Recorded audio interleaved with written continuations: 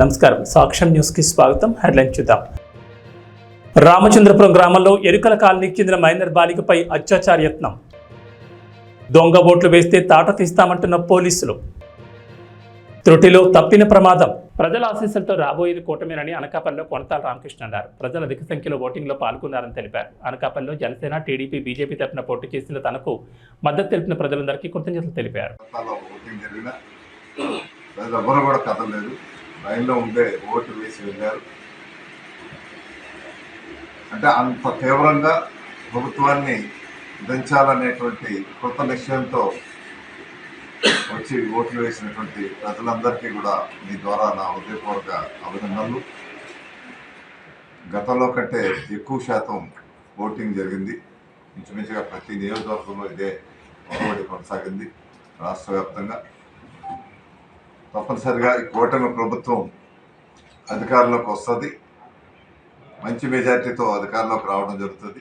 ప్రజలు ఏవైతే ఆశిస్తున్నారో ఆశించిన విధంగా అభివృద్ధి, సంక్షేమం రెండు కళ్ళలా ఈ ప్రభుత్వం, కూటమి ప్రభుత్వం ముందుకు తీసుకెళ్లే విధంగా చంద్రబాబు నాయుడు గారు ముఖ్యమంత్రిగా, పవన్ కళ్యాణ్ గారు నేతృత్వంలో ఈ సంక్షేమ అభివృద్ధి కార్యక్రమాలు సమానంగా ఈ ఫలితాలు ప్రజలకు అందరికి కూడా అందే విధంగా, ముఖ్యంగా ప్రజలు ఏవైతే అభివృద్ధి దిశగా పరిశ్రమలు రావాలని, ఇరిగేషన్ ప్రాజెక్టులు పూర్తి కావాలని, విద్యార్థులకు, యువతకు ఉద్యోగ అవకాశాలు మెరుగుపడాలని ఏవైతే ఆశ పెట్టుకున్నారో అవన్నీ కూడా నెరవేర్చేటువంటి మంచి రోజులు త్వరలోనే ప్రజల ఆశీస్సులతో రాబోతున్నాయి.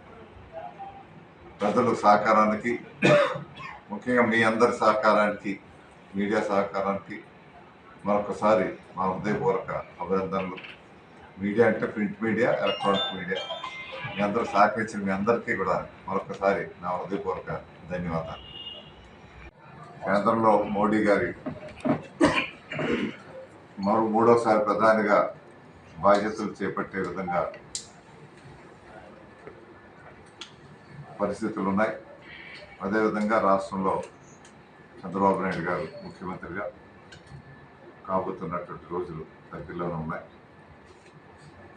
ఏవైతే పట్టుదలగా పవన్ కళ్యాణ్ గారు ఈ పొత్తు అధికారంలోకి రావాలని గత 2-3 సంవత్సరాలుగా తీవ్రమైనటువంటి కృషి చేస్తున్నారు.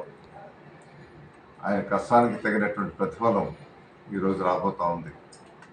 వారిది 2 సంవత్సరాల కష్టం కాదు, గత 10 సంవత్సరాలుగా ప్రజా జీవితంలో ప్రజల సంక్షేమం కోసం నిత్యం ప్రజాస్వామ్యంలో ఉంటూ ప్రజాస్వామ్యాన్ని పరిరక్షించాలని ఏవైతే కంకణం పెట్టుకొని పోరాటం చేస్తున్నారో ఆ పోరాటానికి ఫలితం త్వరలోనే రాబోతుందని మేము ఎదురు చూస్తున్నాం. తిరుపతి దొడ్డాపురంలో దొంగ ఓట్లను పోలీసులు పట్టుకున్నారు. దొంగ ఓట్లు వేసేందుకు వచ్చిన యువకులను సిఆర్పీఎఫ్ పోలీసులు పట్టుకున్నారు. లాఠీ దెబ్బలకి యువకులు సొమ్మసిల్లారు. ఇది చూసి దొంగ ఓట్లు వేసేందుకు ఇంకెవరూ సాహసించారని సిబ్బంది అన్నారు.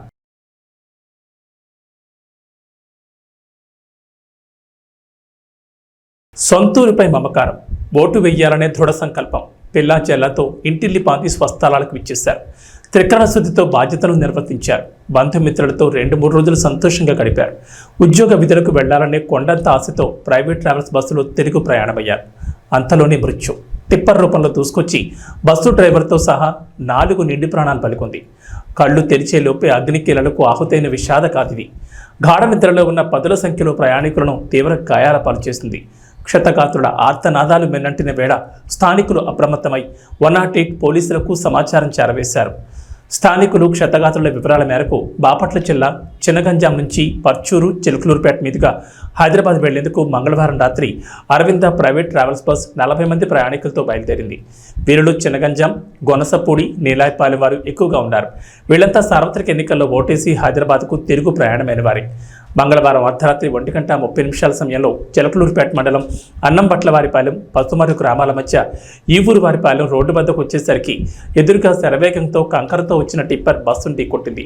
క్షణాల్లో టిప్పర్కు మంటలు చెలరేగి ఆపై వేగం తీవ్రత దృష్ట్యా బస్సుకు మంటలు వ్యాపించాయి. ప్రమాద తీవ్రతకు క్షణాల్లో ట్రావెల్స్ బస్సు చోదకుడు మరో 4 ఆహుతయ్యారు. మరో 20 మంది వరకు తీవ్ర గాయాల పాలయ్యారు. క్షతగాత్రుల ఆర్తనాదాలు, బంధువుల శోకాలతో ఆ ప్రాంతంలో విషాదం వెన్నంటింది. స్థానికులు దుర్ఘటన సమాచారాన్ని 108 పోలీసులకు చేరవేయడంతో హుటాహుటిన వారు ప్రమాద స్థలికి చేరుకున్నారు. ప్రమాద తీవ్రత దృష్ట్యా చిలకలూరుపేట, ఎద్దనపూడి, చీరాల, ఎడ్లపాడు నుంచి 108 వాహనాలను ప్రమాద స్థలికి రప్పించారు. బస్సులో చిక్కుకుపోయిన వారిని బయటకు తీసి 108 వాహనాల్లో 20 మంది క్షతగాత్రులను చిలకలూరుపేట ప్రాంతీయ వైద్యశాలకు తరలించారు. చిలకలూరుపేట నుంచి అగ్నిమాపక శాఖ వచ్చి మంటలార్పడంతో పరిస్థితి అదుపులోకి వచ్చింది. బైపాస్ వర్క్ జరుగుతుండడం, తార్ రోడ్డుపై మట్టి భారీగా పేరుకుపోవడం, టిప్పర్ వేగంగా దూసుకురావడం, టిప్పర్ చోదకుడు వేగాన్ని నియంత్రించలేకపోవడం ప్రమాదానికి కారణమైనట్లు తెలుస్తోంది.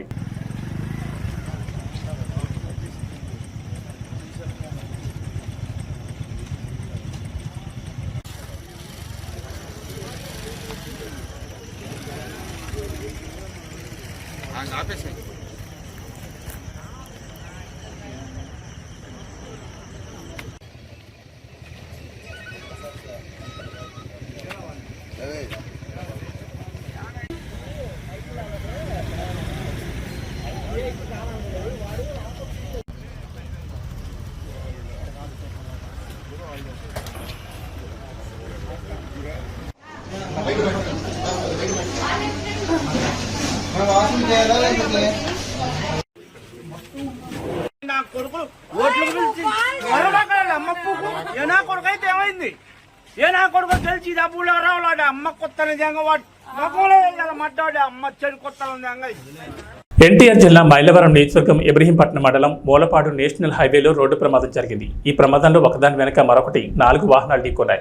విజయవాడ నుంచి హైదరాబాద్ వైపు వేగంగా వెళ్తున్న 4 వాహనాల్లో ముందున్న వాహనదారుడు సడన్ బ్రేక్ వేయడంతో ఈ ప్రమాదం జరిగినట్లు సమాచారం అందుకున్న ఇబ్రహీంపట్నం ఎస్ఐ శ్రీనివాసరావు సంఘటనా స్థలానికి చేరుకుని వివరాలు సేకరించారు. ఈ ప్రమాదంలో ఎవరికి ఎటువంటి గాయాలు కాకపోవడంతో అందరూ ఊపిరి పీల్చుకున్నారు. ప్రమాదానికి గల కారణాలు తెలియాల్సి ఉంది.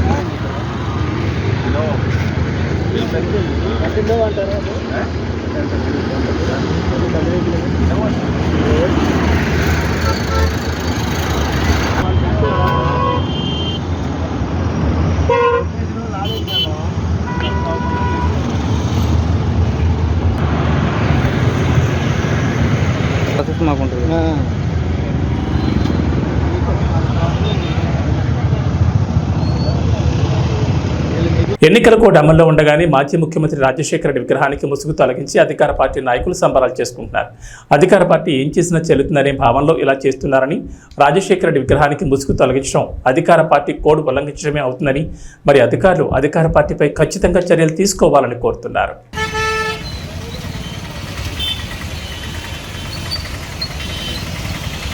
ఎన్టీఆర్ జిల్లా ఏకొండూరు మండలం రామచంద్రపురం గ్రామంలో ఎరుకల కాలనీకి చెందిన మైనర్ బాలికపై అత్యాచారయత్నం చేసిన నిందితుడిని వెంటనే అరెస్ట్ చేయాలని, బాధితురాలికి వెంటనే న్యాయం చేయాలని పోలీస్ స్టేషన్ వద్దనే బైఠాయించారు. బాధితురాలి కుటుంబానికి న్యాయం జరిగేంత వరకు అండగా ఉంటానని టీడీపీ ఎమ్మెల్యే అభ్యర్థి కొలికపూడి శ్రీనివాసరావు బాధితులకు భరోసా ఇచ్చారు. అంటే 100 మంది ఒకవైపు ఉన్నారు, 10 మంది ఇంకొకటి. ఈ పాప మీద వాడు ప్రయత్నం చేశాడని వీళ్ళు చెప్పిన తర్వాత ఇప్పుడు వాడు వెళ్ళి కేసు పెట్టిన తర్వాత హాస్పిటల్లో జాయిన్ అయ్యాడు. అందులో నిజమేంటో మీకు తెలుసు. అందులో నిజమేంటో పెట్టి వాడికి రాజమర్యాదలు ఏంటండి? బొక్స్ కట్టినప్పుడు నేను జాయిన్ చేయలేదు సార్, అడ్మిట్ అయ్యాడు. సరే వాడు అడ్మిట్ అయ్యాడు, మీరు తీసారండి సార్. రేపు డిశ్చార్జ్ చేస్తానని గట్టిగా వెళ్ళారు. అంటే ఒక క్రైమ్ చేసిన వాడు హాస్పిటల్లో జాయిన్ దాకా మీరు చూస్తూ ఉంటారండి. అతను డిశ్చార్జ్ అయిన దాకా నేను కూర్చున్నాను. మేమందరం ఇక్కడ కూర్చుంటాం. ఇంకోటి ఆ కొట్టిన వాళ్ళ ఇళ్ళ దగ్గరే ఉన్నారు. ఇంకా కుర్రాన్ని కొట్టడానికి ఊళ్ళో తిరుగుతున్నారు. మరి వాళ్ళ మీద యాక్షన్ తీసుకుంటాం. టూత్ మొబైల్స్ వాళ్ళు చెప్పాము, అక్కడ గొడవ లేకుండా వెళ్ళారు, తిరిగారు. అదండి, ఆల్రెడీ కొట్టారు కదా, కొట్టిన వాళ్ళ మీద యాక్షన్ 11 ఏళ్ల పాపని రేప్ చేయాలని ప్రయత్నం చేసి ఆ పాప వాళ్ళు చేయి కొరికి పారిపోయి ఒక రకంగా మళ్ళీ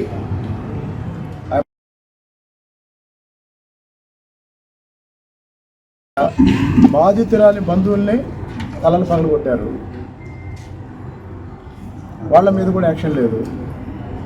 అంటే వీళ్ళు ఎస్టీ వాళ్ళు, ఎరకల వాళ్ళు, ఎవరు దిక్కులు 10 మందే ఉన్నారు. అంటే జనబలాన్ని బట్టి జడ్జిమెంట్ ఇస్తారండి.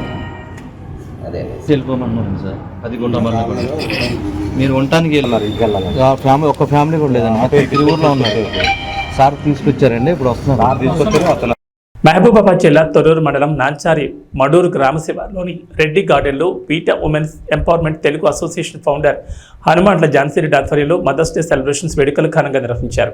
ఈ కార్యక్రమంలో పాలకుర్తి ఎమ్మెల్యే మామిడాల యశస్విరెడ్డి పాల్గొన్నారు. అనంతరం మాట్లాడుతూ తల్లి ఎప్పుడైనా పిల్లలను మంచిగా చూసుకుంటుందని, పిల్లలు కూడా తల్లిదండ్రులు మంచిగా చూసుకోవాలని అన్నారు. మా అత్తమ్మ నాకు తల్లితో సమానమని, ఇక్కడికి వచ్చి పోటీ చేసే క్రమంలో నాకు నాపై నమ్మకం ఉండేది కాదని, మా అత్తమ్మ ఒక తల్లిగా ధైర్యం కల్పించి నడిపించిందని గుర్తు చేశారు. పాలకుర్తి ప్రజలందరికీ మా కుటుంబం తరపున మదర్స్ డే శుభాకాంక్షలు తెలిపారు. బీటా ఫౌండర్ ఝాన్సీరెడ్డి మాట్లాడుతూ పిల్లలందరూ తల్లిదండ్రులను మంచిగా చూసుకుని అందరూ కలిసిమెలిసి ఉండాలని కోరారు. అనంతరం తల్లులకు శాలువాలతో సన్మానం చేసి ఫౌండర్ ఝాన్సీరెడ్డి, ఎమ్మెల్యే యశస్విరెడ్డి ఉల్లాసంగా డాన్సులు చేశారు.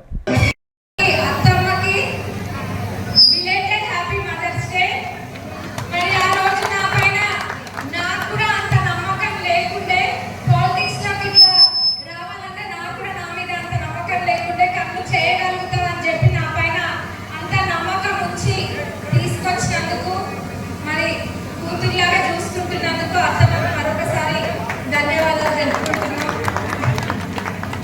తల్లికి ఎప్పుడైనా ప్రత్యేకంగా కృతజ్ఞతలైన ఇట్లాంటివి చెప్పిన అవసరం లేదు. తల్లి ఎప్పుడైనా పిల్లలని చల్లగానే చూడాలనుకుంటుంది.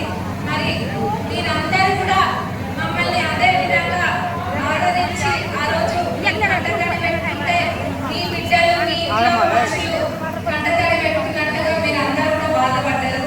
మరి మీ ప్రేమ అది మేము ఎన్ని జన్మలు ఎత్తినా కానీ అది మాకు అంత ప్రేమ దొరకదు. ఎన్ని కోట్లు పెట్టినా కానీ అంత ప్రేమ దొరకదు. మరి పాలకుర్తి ప్రజలు అందరూ మా కుటుంబం. మరి మీరందరూ ఇదే విధంగా రాబోయే రోజులలో కూడా ఇదే విధంగా మేము ప్రేమ చూపించాలని కోరుకుంటున్నాం. మరి ఇదే విధంగా మన పాలకుర్తి నియోజక ఆడపడుచులందరినీ ఆ దేవుడు మనమందరూ కూడా ఇట్లా మంచిగా చూడాలి. మరి మన పిల్లలు కూడా మన తల్లులందరినీ కూడా మంచిగా చూడాలని కోరుకుంటూ సెలవు తీసుకున్న వేడి తరఫున పెట్టండి కొద్దిగా వాయిస్ కట్టింది.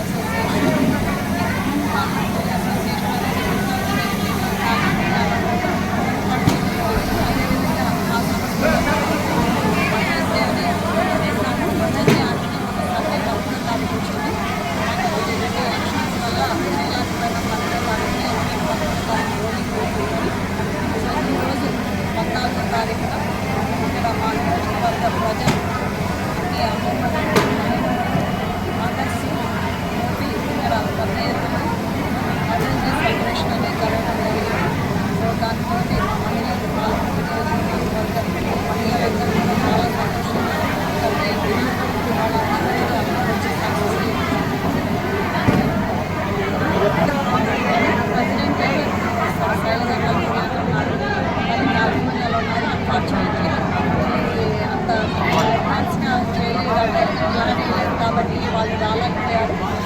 వాళ్ళకి ఇక్కడ మదర్స్ డే సెలబ్రేషన్ చేసుకుంటున్నారు. సో వాళ్ళకి అక్కడ ఈవెంట్ ఉంది కాబట్టి వాళ్ళు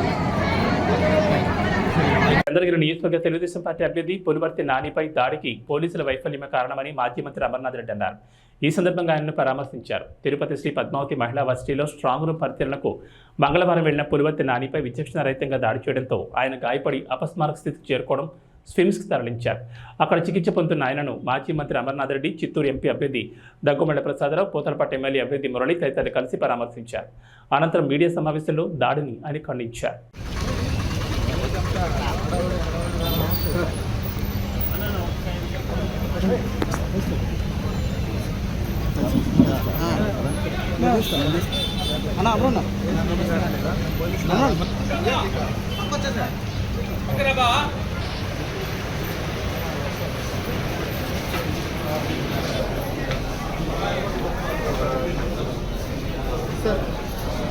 తీసుకుని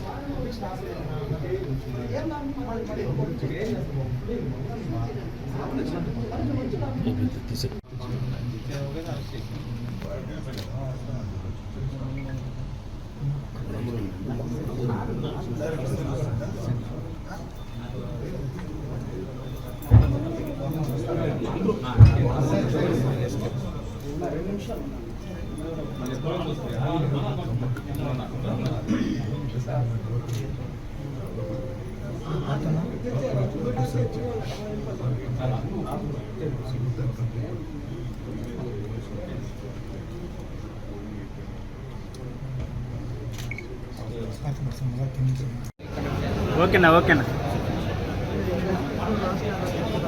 ఓకేనా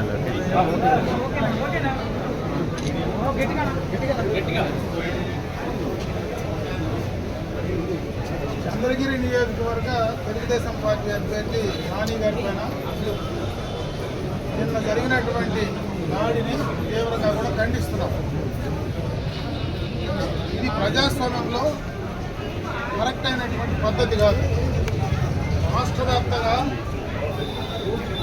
జగన్మోహన్ రెడ్డి ప్రభుత్వానికి, ఆ నాయకులకు ఈ ఎన్నికల్లో ఓడిపోతామనేటువంటి భయం క్లియర్ కట్గా నిన్న జరిగినటువంటి సంఘటనను ఒకసారి చూస్తే మనకు అర్థమవుతుంది. మన ప్రాంతంలో ఎప్పుడు కూడా ఇటువంటి రాజకీయాలు లేవు. అందున ఇక్కడ ముఖ్యంగా చంద్రగిరి కానీ తిరుపతిలో కానీ ప్రశాంతంగా ఉండేటువంటి ప్రాంతం. ఇక్కడ ఫ్రాక్షన్ రాజకీయాల్లాగా తీసుకొచ్చేటువంటి పరిస్థితి ఈరోజు వైఎస్ఆర్ ప్రభుత్వం నడుస్తాం. పోలీస్ యంత్రాంగాన్ని కూడా మేము కోరుకుంటున్నాం. ఖచ్చితంగా పోలీసు కూడా సక్రమంగా సరైనటువంటి సమయంలో స్పందించడం లేదు. నిన్న జరిగినటువంటి దాడి సందర్భంగా నాని ఇప్పుడే లోపల మాట్లాడాడు. జరిగిన విషయాలన్నీ కూడా చెప్పడం కూడా జరిగింది. పోలీసుకు ఇన్ఫార్మ్ చేసినా కూడా సక్రమంగా సరైన టైంలో వాళ్ళు అలర్ట్ కాలేదు, రాలేదు అనే క్లియర్ కట్గా ఆయన చెప్పడం జరుగుతూ ఉంది. గత ప్రభుత్వంలోనే అక్కడ ఉన్నటువంటి డిఎస్పీనో సిఐనో వేశారు.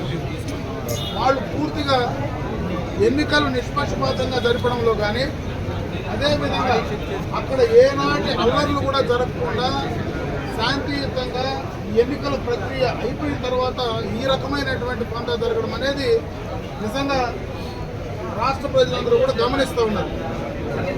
ఇక్కడే కాదు, నిన్న అన్ని నియోజకవర్గాల్లోనూ ఇదే రకమైనటువంటి పంట. పలమనేరు నియోజకవర్గంలో అయితే రాత్రి ఎన్నికలైన తర్వాత కొడితే ఇప్పుడు రోయ్ హాస్పిటల్లో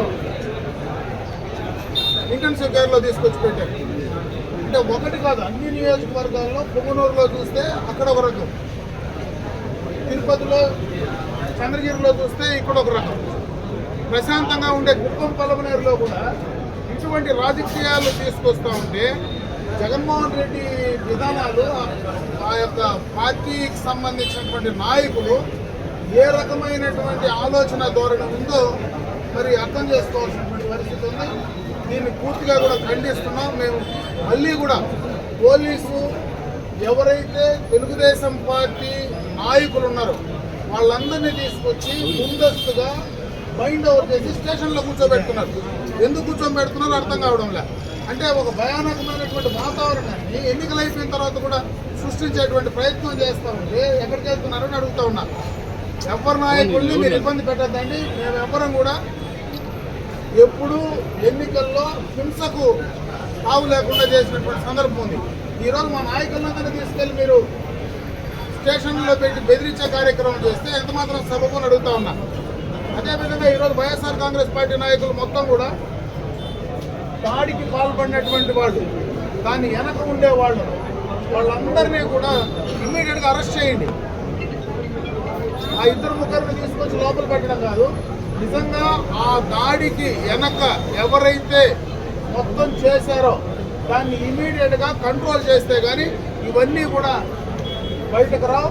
ఒక జడ్పీటీసీ సభ్యుడు భర్త కూడా డైరెక్ట్గా ఒక ప్రజాప్రతినిధి భర్త ఒక సర్పంచ్ ఆ రకంగా ఇదే దాడిలో పాల్పంచుకొని డైరెక్ట్గా నేరుగా వచ్చి సోడా పుట్టిన బీర్ సీసాలతో వేయడం, సమిట్లు తీసుకొచ్చి కొట్టడం, మారణాయుధాలు తీసుకొచ్చి ఒక అభ్యర్థిని చంపే ప్రయత్నం చేస్తే ఎంతకంటే దారుణం ఉంటుందో. అది కూడా స్ట్రాంగ్ ముందర మహిళా యూనివర్సిటీలో పట్టణ నడిగుడ్డులో ఇటువంటి సంఘటన చేస్తే మరి ఏం మెసేజ్ ప్రాంతానికి ఇస్తున్నప్పుడు అర్థం చేసుకోవాలా. దీనికి మొత్తం కూడా యంత్రాంగం ఇమీడియట్గా అప్రమత్తం కావాలా. ఇమీడియట్గా అటువంటి సంఘ వ్యతిరేక విద్రోహులను ఇమీడియట్గా అరెస్ట్ చేసి వాళ్ళని లోపల పెట్టాలి. అంతేగాని తెలుగుదేశం పార్టీకి సంబంధించినటువంటి వీళ్ళని తీసుకెళ్లి లోపల పెట్టే పరిస్థితి ఏందని ఈరోజు మేము ప్రశ్నిస్తున్నాం. ఖచ్చితంగా ఈ దాడిని ఖండిస్తున్నాం. మీరు ఎప్పటికైనా పోలీస్ యంత్రాంగం, అధికార యంత్రాంగం ఇమీడియట్గా దాన్ని కంట్రోల్ చేసేటువంటి ప్రయత్నం చేయకపోతే తప్పకుండా తెలుగుదేశం పార్టీ శ్రేణులు బయటకు వచ్చి రోడ్లపైకి వచ్చి నిరసన చెప్తారు. మరి దాన్ని ప్రతిఘటించేదానికి అందరూ కూడా సిద్ధంగా ఉన్నారు. ఎవరు భయపడేటువంటి పరిస్థితి లేదు. ఏదో చంపేస్తామనో లేదంటే ఏదో చంపే ప్రయత్నం చేస్తానో అంటే ఇంట్లో కూర్చునే పరిస్థితి అయితే లేదు. ఖచ్చితంగా దీనికి ఫలితం పర్యవసానం అనుభవించక తప్పదని చెప్పి ఈ సందర్భంగా తెలియజేస్తాం. ఎన్డీఏ కూటమి అభ్యర్థి వసంత కృష్ణ ప్రసాద్ ఎన్నికల అనంతరం ఇబ్రహీంపట్నం మండలంలోని దొనబాడ నుంచి మొదలై చెలుకూరు, దాములూరు, కోటుకలపూడి, కేతనకొండ, మూలపాడు, చూపూడి, తుమ్మలపాలెం, గుంటపల్లి, ఏలప్రోలు గ్రామాల్లో పర్యటించి నాయకులు, కార్యకర్తలతో సమీక్ష నిర్వహించారు. తన కోసం కష్టపడిన తెలుగుదేశం, జనసేన, బీజేపీ కుటుంబ సభ్యులందరికీ పేరు పేరున కృతజ్ఞతలు తెలిపారు.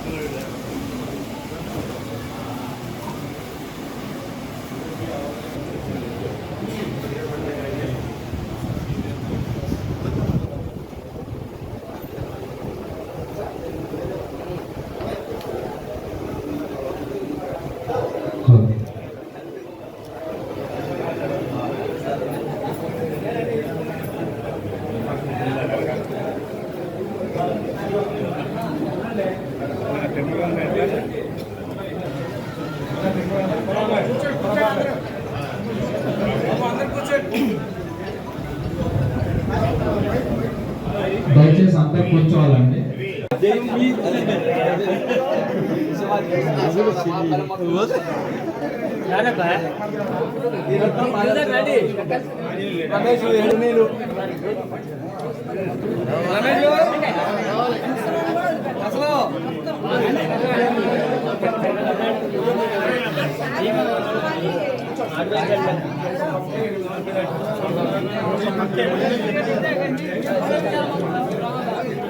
కుటుంబ సభ్యులందరికీ నమస్కారం. నా కోసం, పార్టీ కోసం, చంద్రబాబు నాయుడు గారి కోసం మీరు పడ్డ శ్రమ, ఎండాకాలం అని చూడకుండా మీరు తీసుకున్న శ్రమ, నాకు మీరు అందరూ అందించిన సహకారం, మీకు ధన్యవాదాలు చెప్పి వెళ్ళాలని చెప్పి రావడం జరిగింది. మీ ఊరికి తగ్గట్టు, పార్టీకి మీకున్న మద్దతుకు తగ్గట్టుగా అన్ని చోట్ల ఏదో 10 మంది 20 మంది అట్లా కలిసి వస్తూ ఉంటే మళ్ళీ ఇది మీ ఊర్లో ఏదో ఈ కౌంటింగ్ తర్వాత జరిగే కార్యక్రమం మీరు ముందే పెట్టేసినట్టుగా జరుగుతుంది. ఏమైనా నా కోసం, నా గెలుపు కోసం, పార్టీ గెలుపు కోసం, పార్టీని భుజాన్ని వేసుకొని మోసిన మీ అందరికీ, పెద్దలకి, చిన్నలకి అందరికీ నా హృదయపూర్వక ధన్యవాదాలు, నమస్కారాలు. తప్పకుండా రేపు 4వ తారీఖు ఈ రాష్ట్రంలో మనకు మంచి జరుగుద్దని, మన పార్టీకి మంచి జరుగుద్దని పూర్తి ఆశాభావంతో ఉన్నాను. మనంన్నిటికంటే మొట్టమొదటి ముఖ్యం మనకి చంద్రబాబు నాయుడు గారు ముఖ్యమంత్రి కావడం. అదే ఈ రాష్ట్రానికి అత్యవసరం. అదే ఈ రాష్ట్రానికి తప్పకుండా భగవంతుడు ఆశీస్సులతో అమావాస్య పౌర్ణములు ఎప్పుడు శాశ్వతం కాదు. అమావాస్య గడియలు వెళ్ళిపోయింది, పౌర్ణమి గడియలు రాష్ట్రానికి మొదలైనని ఆశాభావంతో మన నియోజకవర్గంలో కూడా మీ అందరి కృషి, కష్టం, భగవంతుడి దీవెనలతో మనం ఖచ్చితంగా గెలవబోతా ఉన్నాం. కాకపోతే ఈ మెజార్టీలు ఇవన్నీ నేను గడిచిన ఎన్నికల్లో కూడా ఎక్కడ నోరింపు మాట్లాడేవాడిని కాదు. ఎందుకంటే దానికి బేసిక్గా ఫండమెంటల్గా నేను ఎగరేస్తూ ఇది మెజార్టీల గురించి మాట్లాడటం, కేవలం గెలుపోవడం. ఎందుకంటే మన మెజార్టీల గురించి మాట్లాడాలంటే ప్రజలను కించపరిచినట్టు కొంతమంది భావిస్తారు. అందుకని చెప్పి నేను గౌరవప్రదంగా ఇప్పుడు ఇంతవరకు నా జన్మలో ఒక్కరోజు కూడా మెజార్టీల గురించి మాట్లాడాల.